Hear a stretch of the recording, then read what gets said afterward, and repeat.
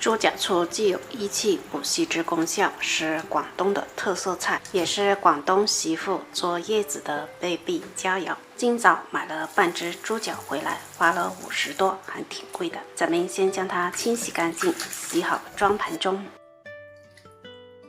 冷水上锅，来点料酒、七星，来几片姜，大火煮开后焯水1分钟，将表面的浮沫撇去。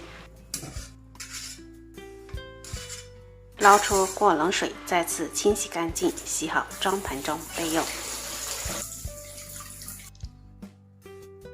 接下来咱们准备2块黄姜，用刀刮去外皮，切成小块，再用刀拍至裂开。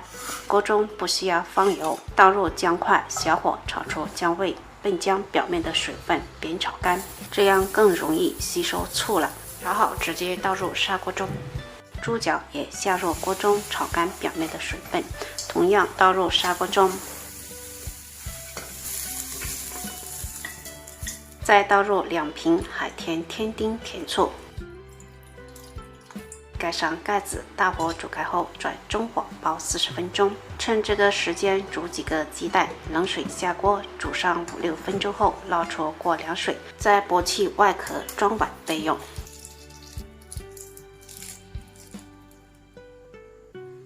猪脚煲了40分钟后，加入剥好的鸡蛋，盖上盖子，再煲30分钟。